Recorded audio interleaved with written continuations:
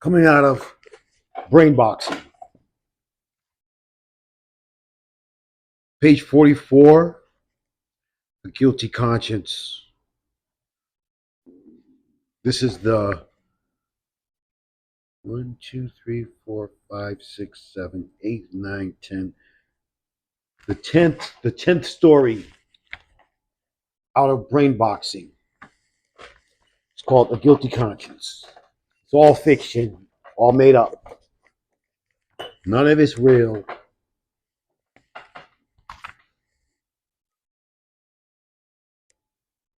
was an accident. Really, it was. But honestly, between you and me, I wasn't sorry. If I could change anything about it, I wouldn't.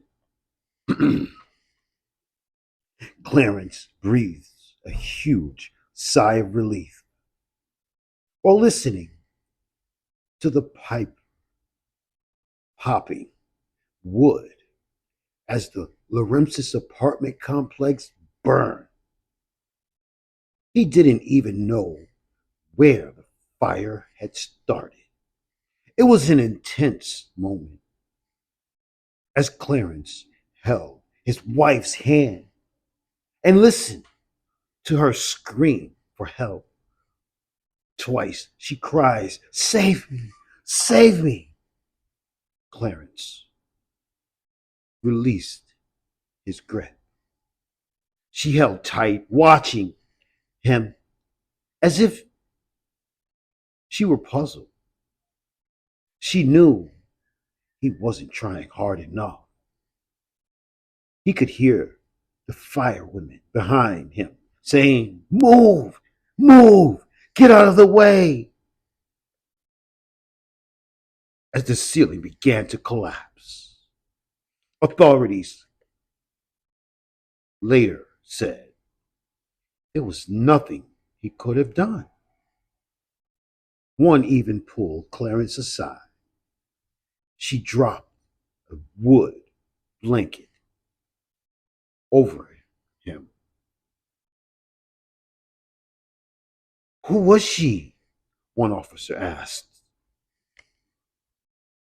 "That was my wife, Lisa," Clarence answered, sounding sad but relieved in the same breath. He and Lisa had been married for only 3 years, but he was completely fed up with her already. He couldn't stand the constant nagging and complaining and the tedious prompting and poking that woman do awfully so well. The two of them had briefly gotten into it. Just a few days ago, Lisa was upset that Clarence didn't let her know where he was at times. "Guess it's not because we fought," Clarence thought, sighing beneath his breath. That was what had happened. It was awful.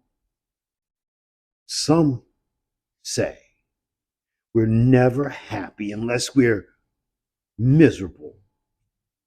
And that misery loves company. Or maybe we're just selfish. People who will never be satisfied. What an awful alternative. Death is tough. Clarence had read somewhere, that all the problems we have just get us ready for the next. Whatever that means. In his opposition, what gets to you is the supper, reminding reminds you of the overdue rent or the boss is teetering to fire you if you were late one more time. In Clarence's case, it was his place being set on fire. Now, he felt that he was somewhat responsible for his wife's death. His mother had always told him not to be inviting, too welcoming of other people, especially women. They're bad too. She complained, Clarence, just be a little more, selective. You'll find the right one. Which started as a minor rude awakening, and the nightmare had caught his attention. It was a vivid dream of Lisa. Imagine of an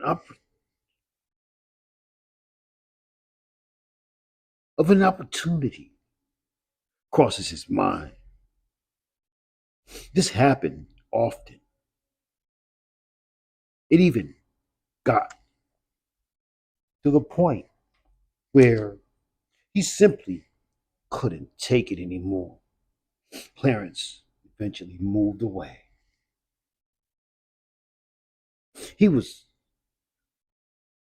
he saw those images even when he was at work during his lunch break.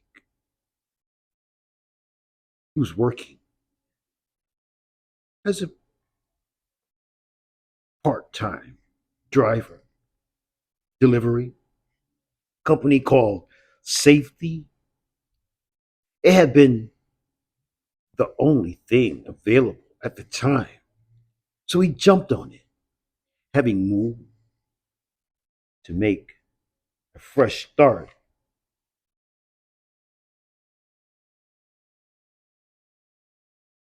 Was fortunate to find a place as soon as he did. With a small efficiency, $500 a month. It's almost a shame, Clarence thought.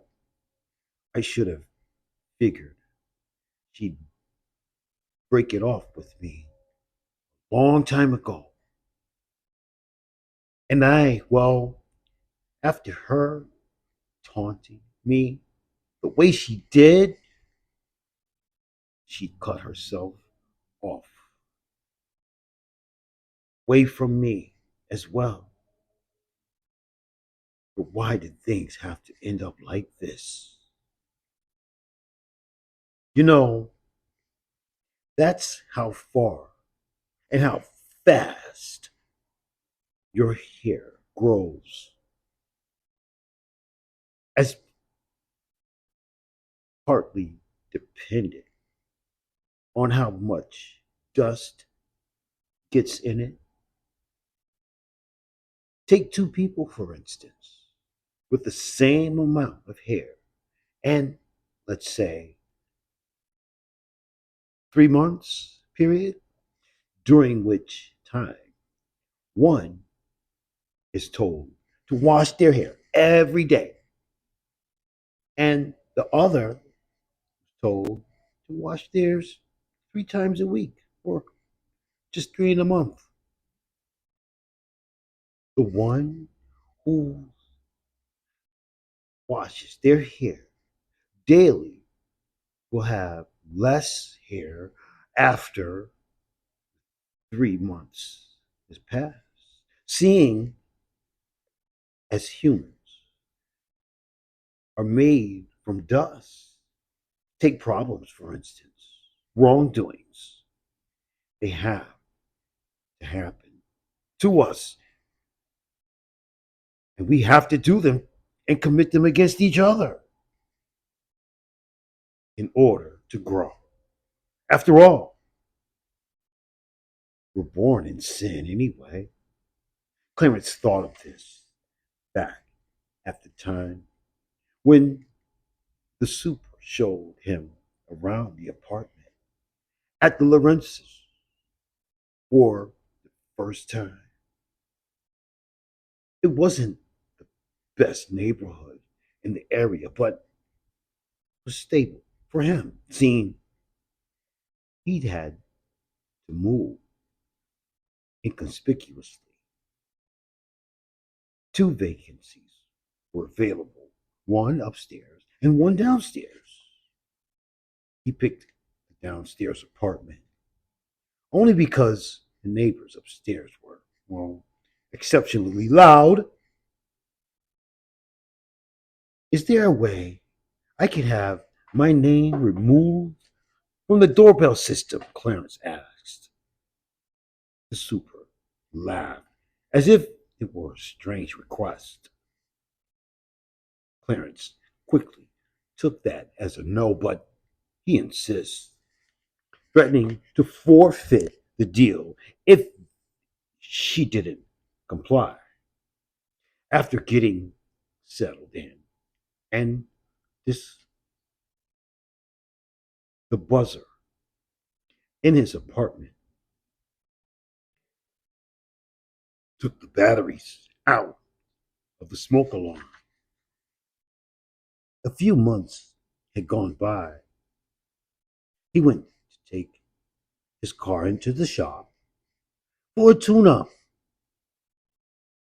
With this would interfere with his work attendance, as he would have taken the bus for the rest of the work week while his workplace was in Price County. The next town over, the distance, well, a good 30 minutes by car or bus. His boss put the heat on him about being late as often as it was. Ironically, good seeing the stress Clarence has been under, considering his wife's passing and all. One of Clarence's favorite parts of the day was when he was driving home in his car, when there were no questions, no obligations, no one to answer to. He thought about Lisa one night on his way home after getting his car fixed. He remembered feeling sort of responsible, you know, even though he hadn't killed her. It must not, like I wished for it. Sometimes people wish pain on others, persons, but this was different. It's just that maybe, maybe it's maybe if I'd tried harder, I could have done something to save her. Clarence thought. After making it inside of his apartment, he started his shuffle through his mail, only to find a memo from his super saying if he failed to come up with the rest of his rent, he'd be forced to leave. That was bad, but wasn't as satisfying. He'd just make up his hours at work, pay his balance the next week. The following day were cold. than usual. Clarence made maybe been scheduled to be at work 7 that day. He rumbled, rustling on the news, saying not to leave the heat on the radio while he was due,